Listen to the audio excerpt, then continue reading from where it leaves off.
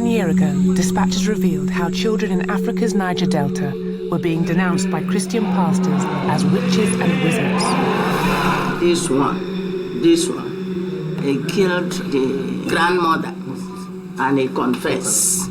Many were then murdered, tortured, or made outcasts by their own families, all in the name of God. I killed up to 110 people who was identified to be a witch. The film caused international outrage. A change in the law has led to arrests. Tonight we return to Africa's witch children to discover what happened to some of those we featured, like 5-year-old Mary. This girl is not a witch. This girl no be witch.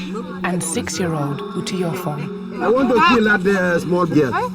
Oh. And we follow the British charity worker who has devoted his life to saving thousands just like them. We discover that children as young as 2.5 are still being denounced and horrifically abused today. She's got scars all over her. We also reveal how armed plainclothes police raided the only refuge that cares for them, accompanied by the lawyer of one of Nigeria's most powerful evangelists.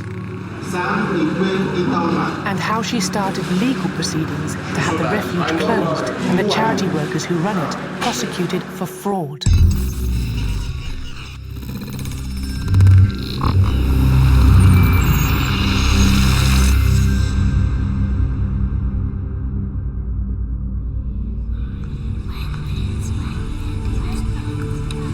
This is the first time that Gary Foxcroft, who runs the Lancaster-based Stepping Stones charity, has set foot in Nigeria in a year.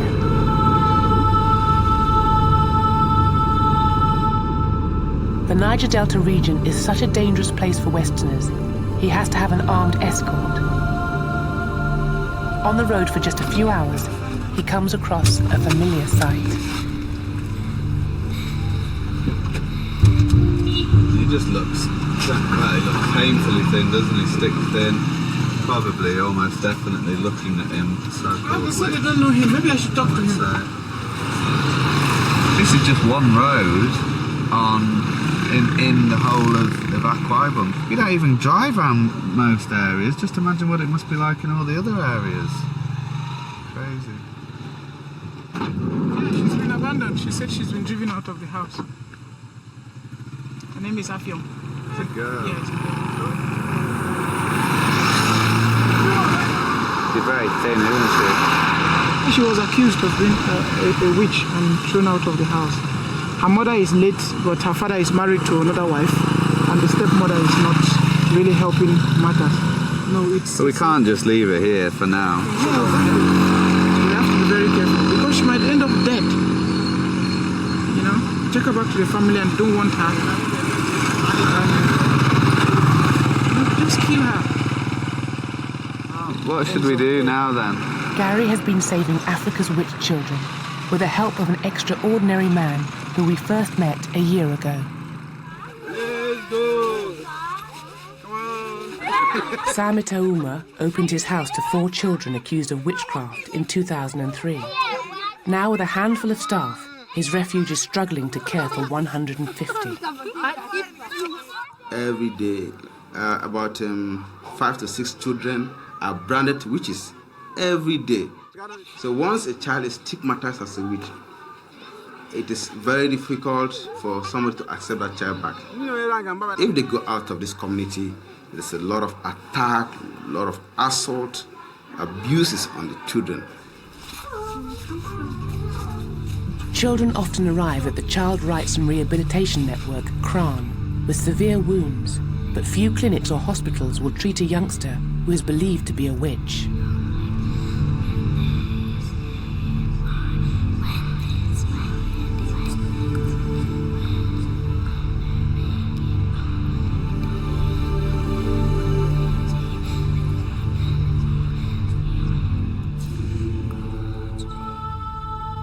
The father, because of the stigma, the father put her on the fire, make her to sit on the fire. So the fire had burned her.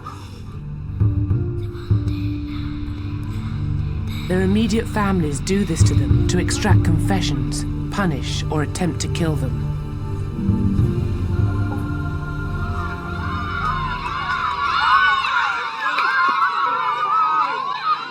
29-year-old Gary Foxcroft runs a UK charity called Stepping Stones Nigeria. Ellin, hello. See you, okay? You're looking fine. Gary raises money for the Crown Orphanage to provide the children with food and shelter, and then tries to persuade their parents to take them back.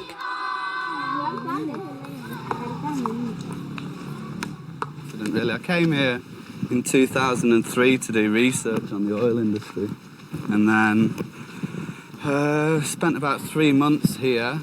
Then I finished my masters, and then sort of met my girlfriend, Nem, and then literally I think it was about a week that we'd been together. We just shook hands that we were going to come over here and build a school. That was it. Local schools refuse children accused of witchcraft, so the centre, with Gary's help, has built its own.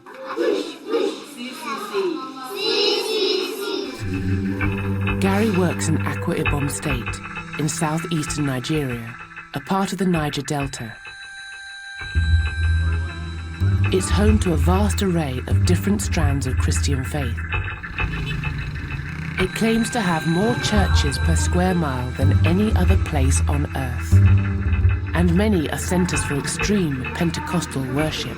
When you bless a prophet, the Bible says, the blessings of a prophet surely establish on you. Oh, God bless you, my beloved daughter. God be with you. Religious fervor and an often unquestioning acceptance of the gospel are combined with an historic, deep-rooted belief in sorcery and witchcraft.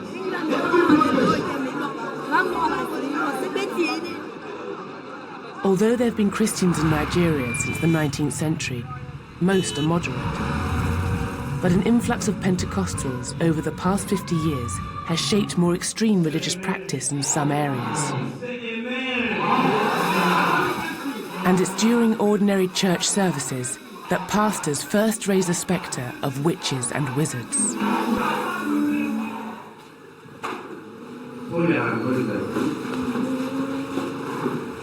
Satan is about witches, also for your family.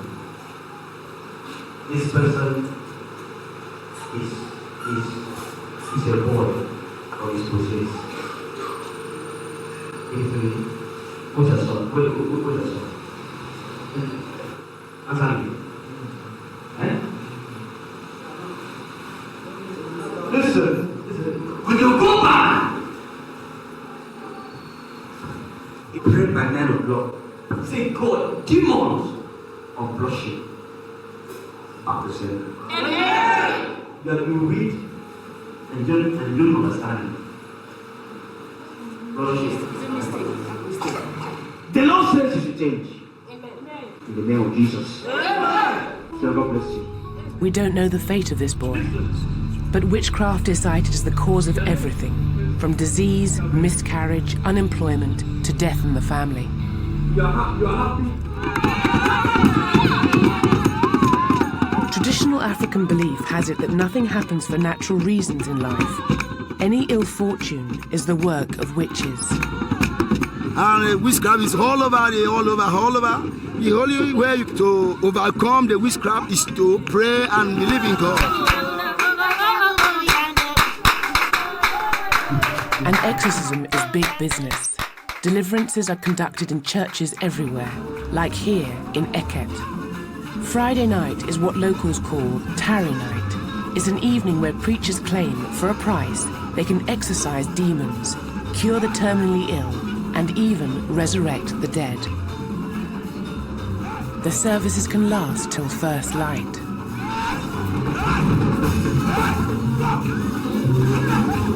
Christianity in the Niger Delta is seriously questionable.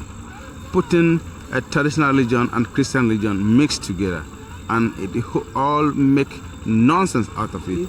If you are not rich, if you don't have anything to eat, if you look for blame to blame it somewhere, and if you end up not getting anything, you blame it on witches. This preacher had previously denounced a child at Kran as being a witch. Children are particularly targeted because people believe that once possessed, they can cast spells and contaminate others. And once accused, a child is forever stigmatized and feared.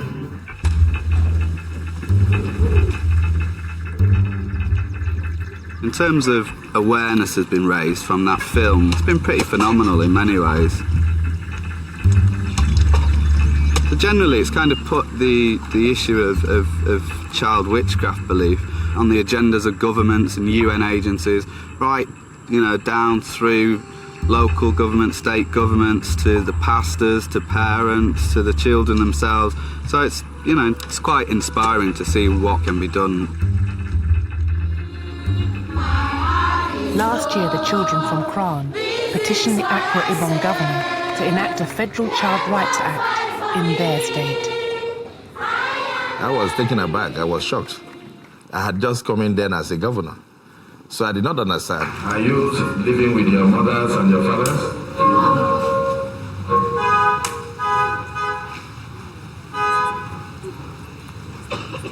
My commissioner has mentioned to me that many of you were abandoned by your parents.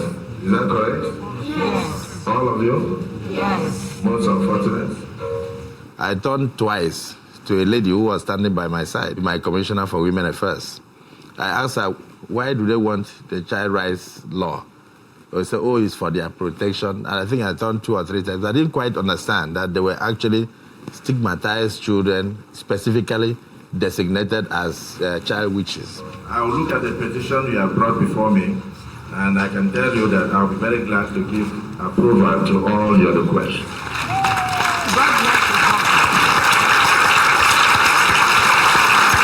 I immediately sent a bill to the House of Assembly, and the House of Assembly graciously looked into the issues and passed the bill, and have signed it into law.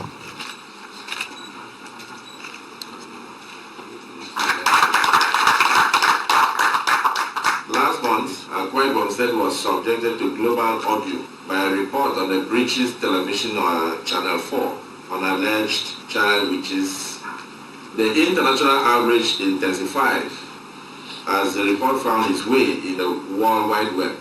On its first day of appearing on the web, about 5 million people visited that site. It is now a criminal offense in Akwa Ibom State of Nigeria, for any person, whether guardian or parent, or any relation, to stigmatize a child or call a child a witch. We even made a provision for 10 years imprisonment for any person who does that, because we believe that it was necessary to come down very hard on the society in order to end that practice once and for all.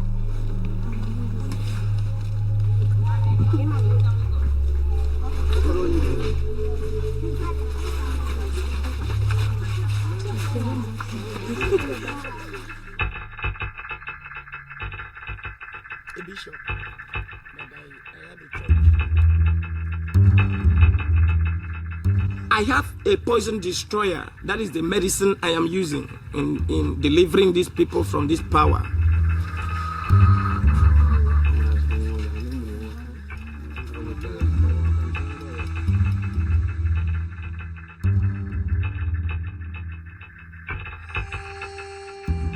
I have bound here on earth that it is bound in heaven. I want this poison destroyer to destroy the winch right now in Jesus' name. Amen. No.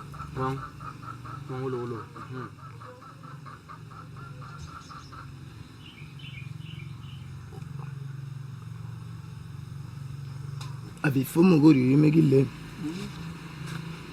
I give friend. Toren. My yum toren vraiment zri. Toren be friend. If you want to be a farmer, you bring a winch. Have to do master.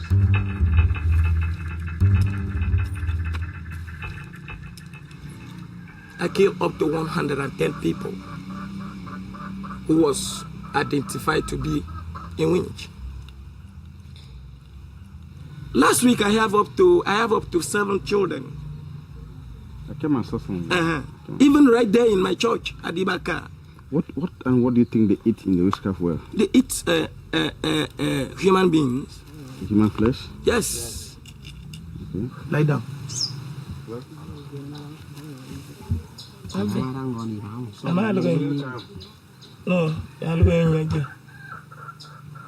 So this one, it is to blind his eyes spiritually. He will not see anybody that may come to take him away again on that power. So that is the meaning of this.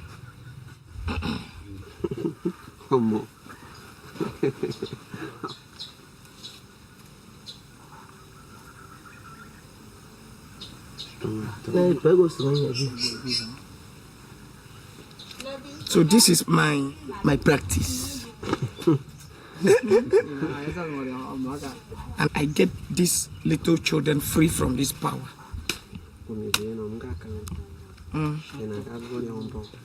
And he said, this practice should be done for 2 weeks. Every night. For 2 weeks. It does not pain them.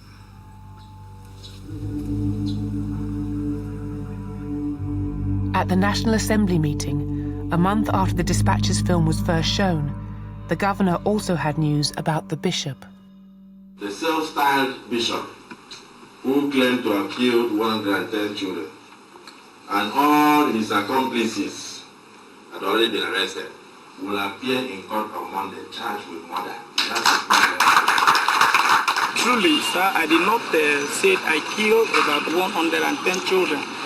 I said I destroyed the spirit of witch out of the people.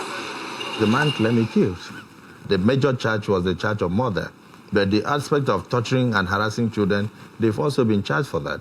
And the Child Rights Act as it is today, of course, we will not only charge you, we'll go ahead to prosecute you and then go ahead to convict you. It is the law of the land. The authorities also acted against some other pastors. But what's happened to the children Dispatches featured a year ago? Like 5-year-old Mary? Do you believe that you are a witch?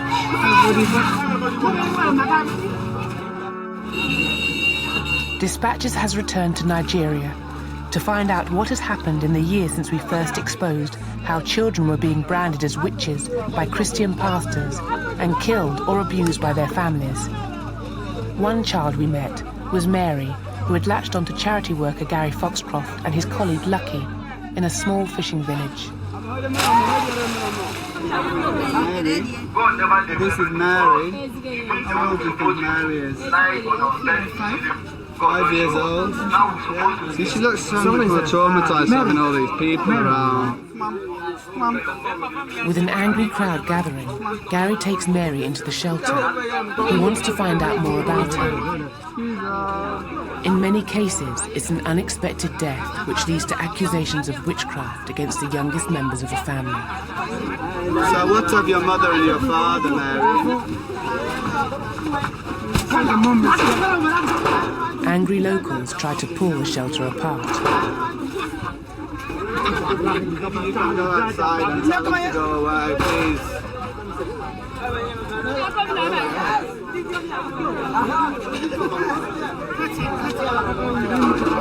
Okay, no problem. So the mother is dead, what of the father? He said the dad is there in the village. Okay. Never in village. Why did she end up living here like she is now?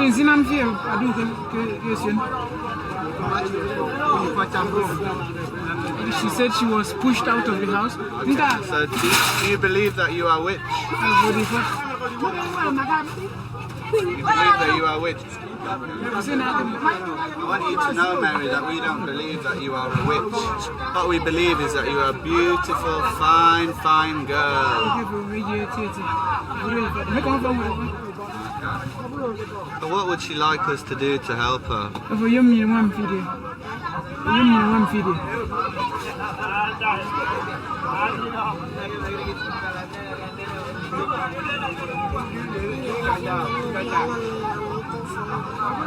She says she wants to go to school.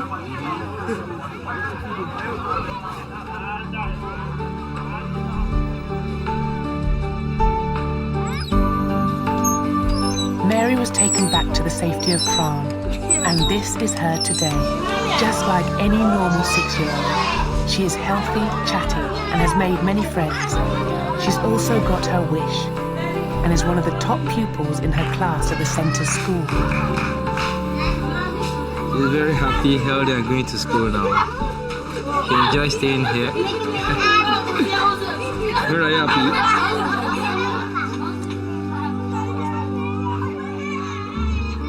Another child we met last year was 6-year-old Utiofon, abandoned by her mother Blessing, along with her baby sister Utabe.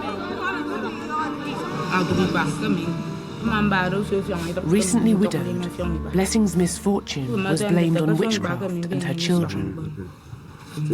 She said she spent more than 2 weeks at the church. She knew that they were crying and she feels pity for them.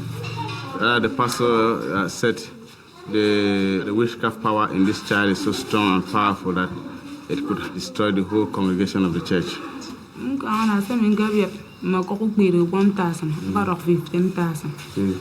She spent 15,000 naira to treat the girl of witchcraft.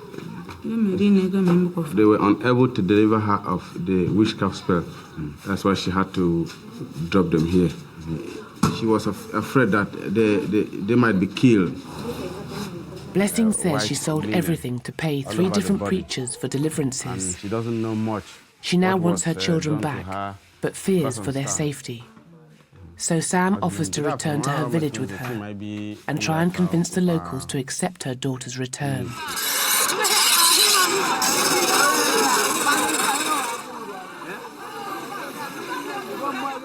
Sam has arrived at Blessing's village, and Utiofon is immediately threatened by a man with a machete.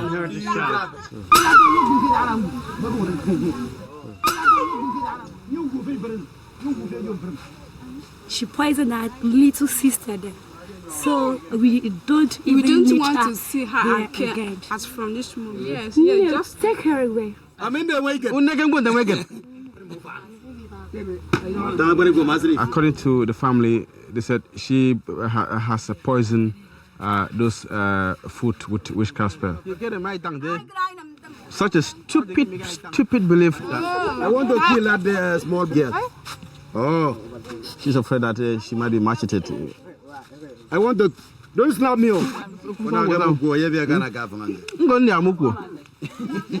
If we don't take her back, he is going to slaughter her tonight in accordance with the law of witchcraft. We say you must kill the witches. I'm afraid something sinister might happen to her. For now, Utibe is allowed to stay. But her older sister can never go home again.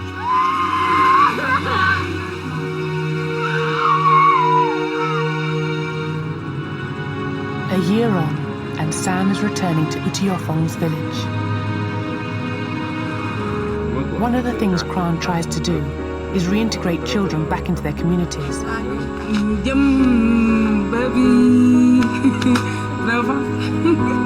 Utiofon is one of their successes, and today Sam is paying her a visit.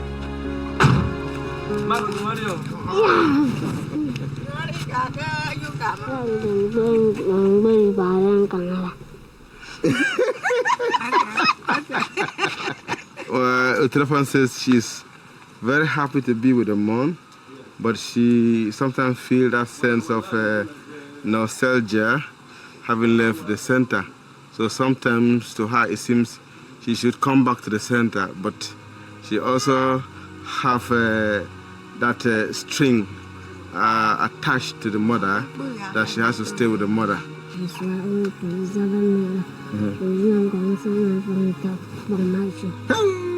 Beautiful. That's wonderful. I'd say the course makes her feel very happy that she still goes to school and she's accepted. Some people will stupidly call her names, but it doesn't bother her much because to her staying with the family is very important to her. But today she has access to all the rooms everywhere in the house and the family compound, and she's even given some of the foods to like assist in the cooking processes. That means she is definitely been accepted by the family.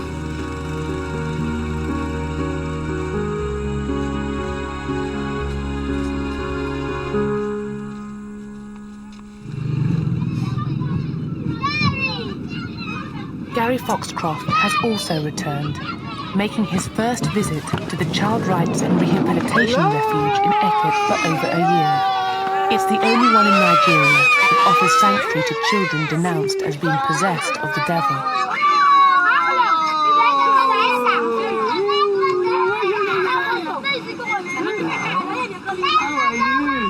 The first child he meets arrived at the centre just a few days earlier.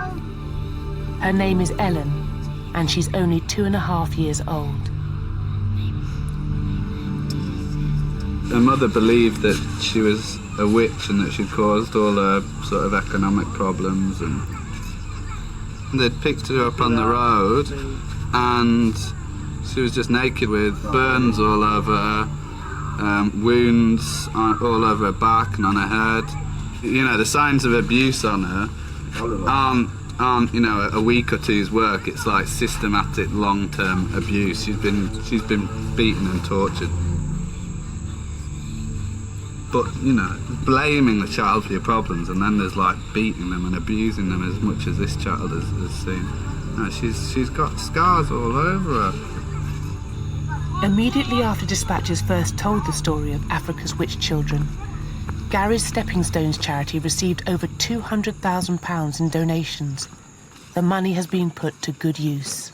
We were completely overwhelmed with the support that we received after the film, and we've been using it for helping Crown with a lot of the running costs, for feeding the kids, paying for all the wages of the staff, doing lots of advocacy work, both in Nigeria and in the UK. And also we're using it to try and build up the facilities here for the children at the camps. It's 5 rooms block, you know. 3 of the rooms are going to use for the children at school. One is for the headmaster, then one of the rooms is for a library.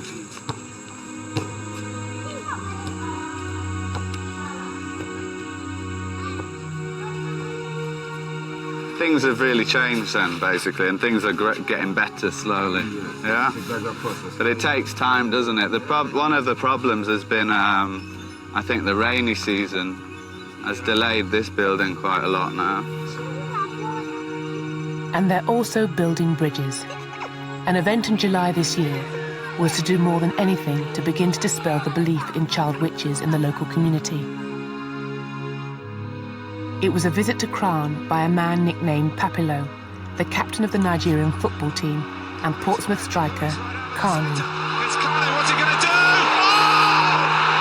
Can you believe it? He's in a hat-trick at Stamford Bridge. He enjoys legendary status in Africa and went in his capacity as a UNICEF Goodwill Ambassador.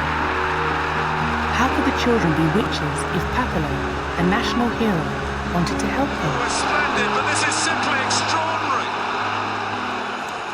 There has been very good and positive reaction from the community. You don't have the frequent state of attacking the children, which was hitherto the case. For some time now, it was coming almost on a daily basis. The spread of stigmatization is gradually reducing, and because the state government itself has actually come on board and is putting more effort to enlighten the people. You have a lot of people like UNICEF, other civil society organizations trying to enlighten the people. This is actually helping a lot. Some of the older children at Crown are now going to school in the local community. Since we started school, nobody call us witches or wizards again. We are playing with each other as brothers and sisters.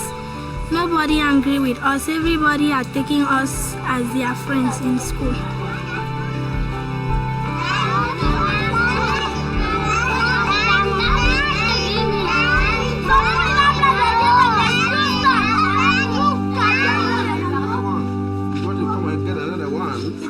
But not every child can be saved. A few weeks ago, a father birthed his 9-year-old child, a boy with acid from head down to toe.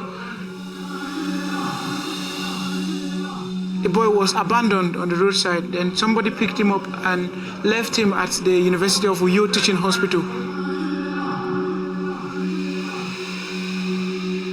We spoke with the boy and he told us that they went to a church and he was branded a witch by the pastor. And his father took him out, and then his father kind of poured acid on him. Just because of that, as a way of getting rid of him. Now, unfortunately, a few weeks later, the boy died.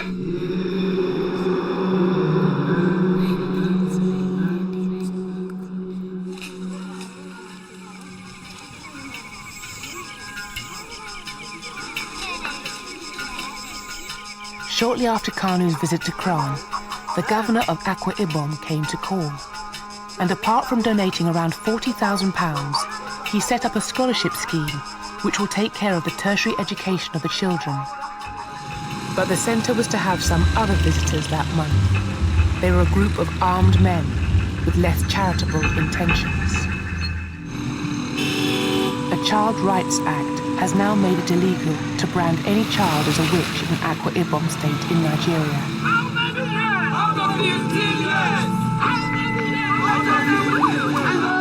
In late July 2009, the British charity Stepping Stones helped organise a child rights and anti-witchcraft symposium in Calabar. But some in that city were determined to perpetuate the long-held belief in witches and wizards. The conference had only just started when it was invaded. Orange T-shirted members of the Liberty Gospel Church stormed their hall, and so they were chanting song critical of the organizers, carrying placards saying that our conference was organized by the Akwa Ibom State government. We have not invited them, and they know nothing about the Liberty Foundation Gospel Ministry. I tried to call them to order, I tried to make them to understand that it was wrong for them to have invaded our conference hall and all that, but they did not listen.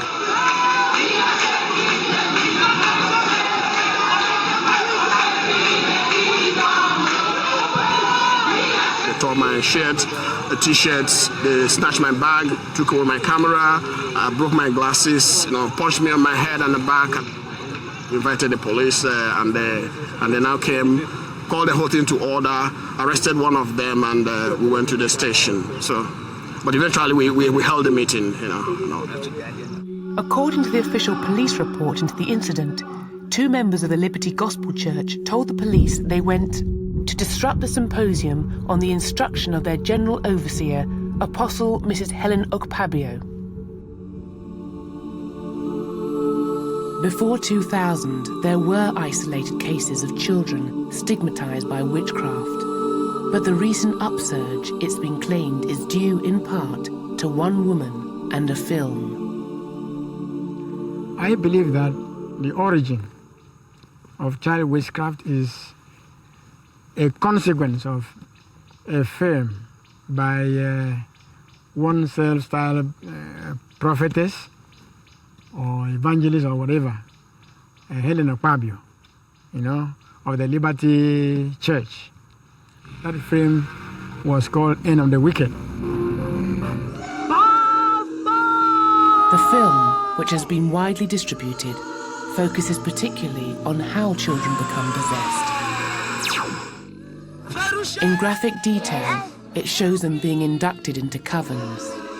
eating human flesh, and then wreaking death and destruction on their families and communities.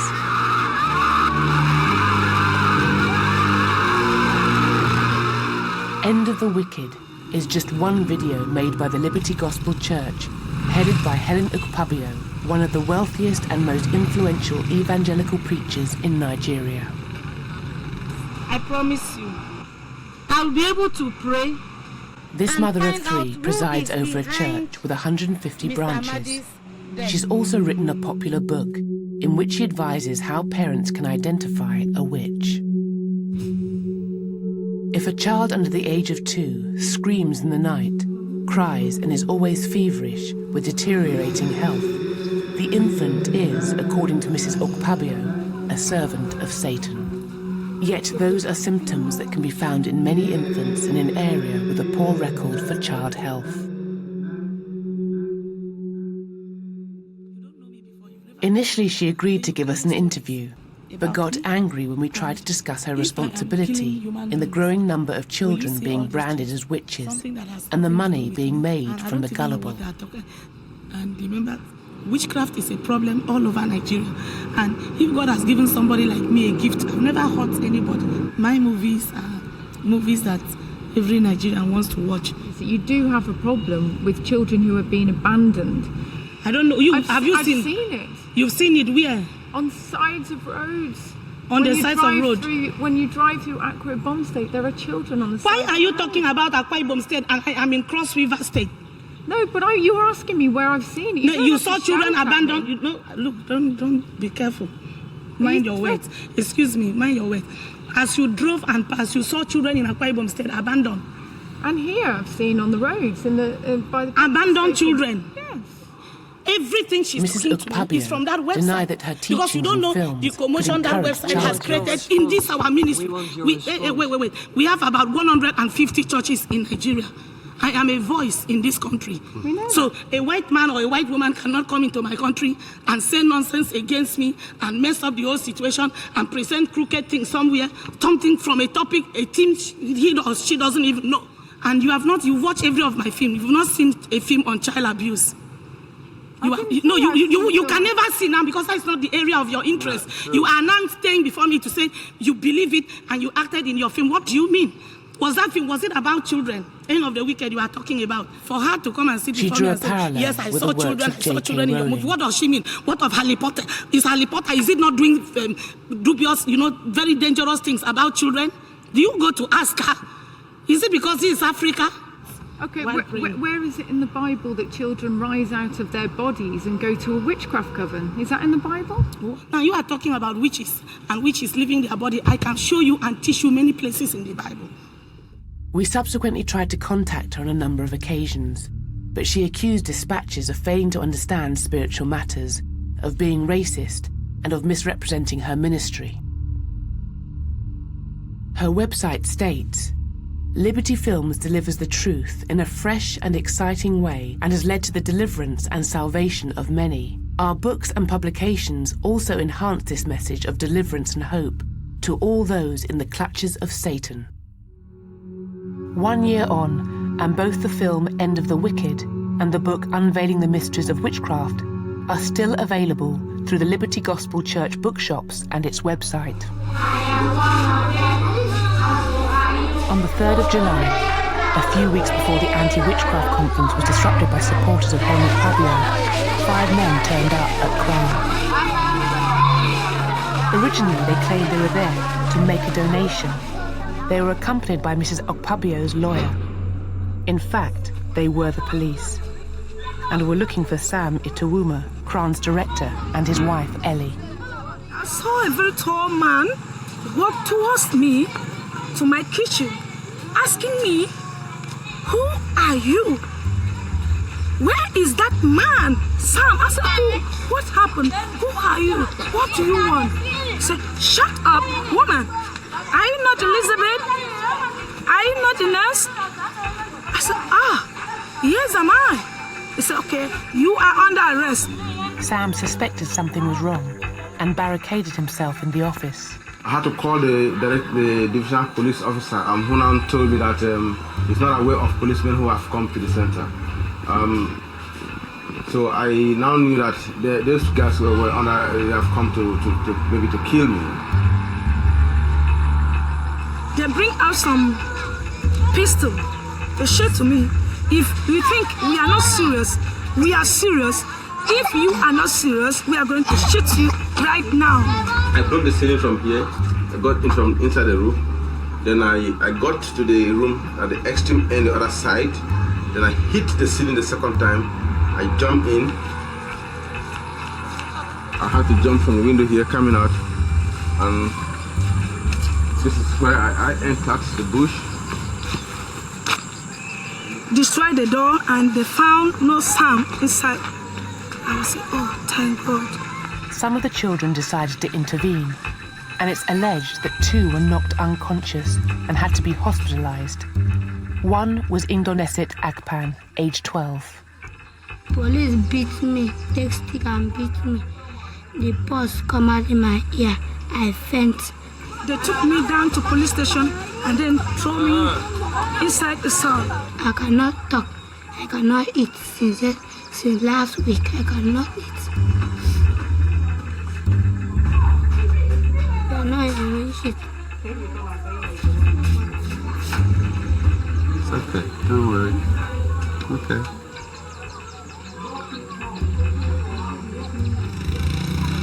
Seven days before the armed plainclothes officers raided Crown, Mrs. Okpabio submitted a formal written complaint to the police. In it, she accused Sam, Ellie and others of being fraudsters and asked the police to investigate. She claimed they were involved in using a clip from her film End of the Wicked in the Dispatch's original documentary to elicit donations under false pretenses. Mrs. Okpabio has also gone to the High Court, taking out an action against not only Sam and Ellie, but among others, the state governor, the Commissioner of Police, and Gary Foxcroft. In a wide-ranging lawsuit, she's calling for Crown to be closed and for all the children to be taken into state care.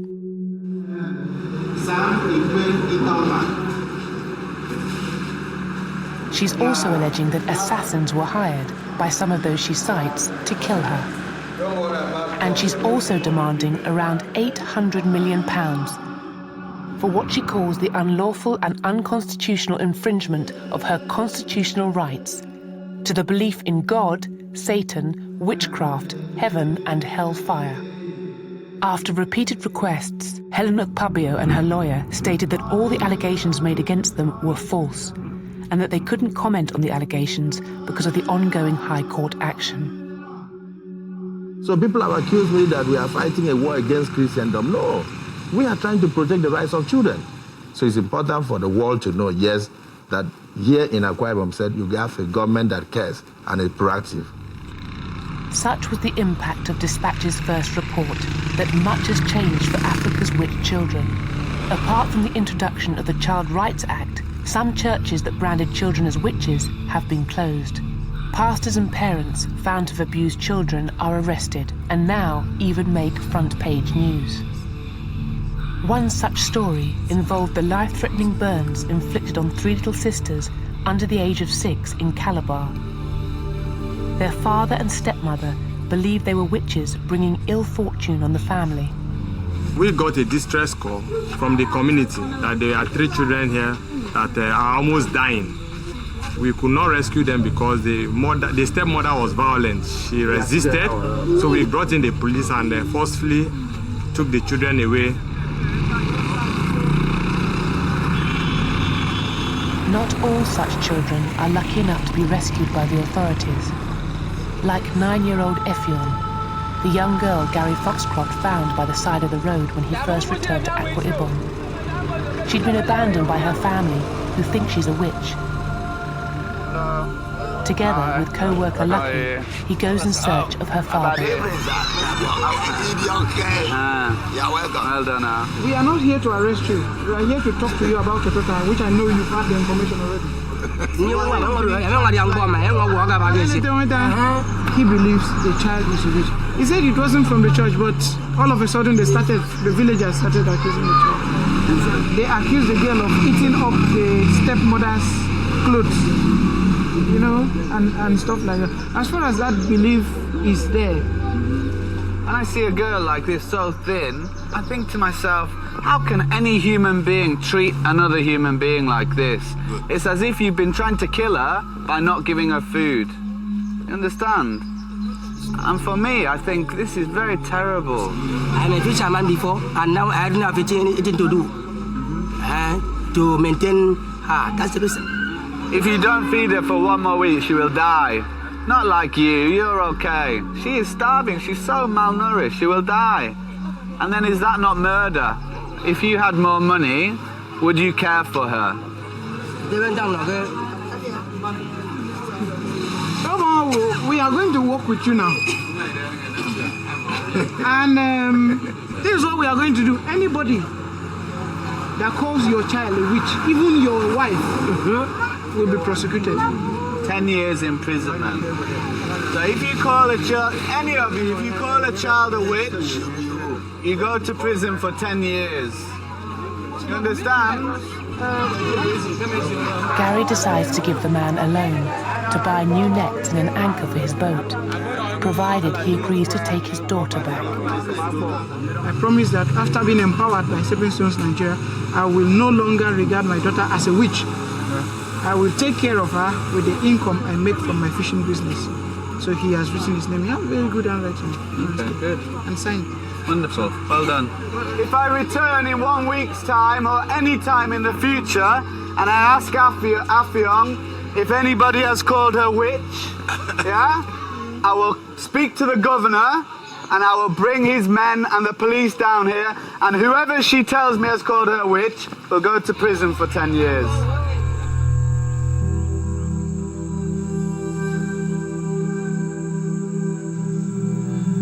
I thought, you know, if some point in my lifetime this belief and abuse stops, then that'd be a result. Now I'm thinking, well, maybe if we use our funds right and we play our cards right, then maybe 5 to 10 years we can put an end to it. So, on that level, I'm quite optimistic, definitely.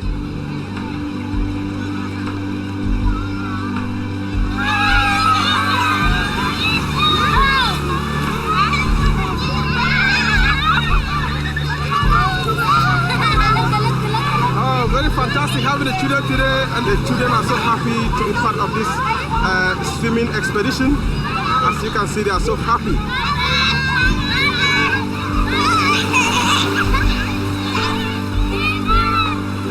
For most of them, it's the first time to have even seen the sea, never mind go and swim in it. They're having lots of fun, and it's good to see. That's the main thing.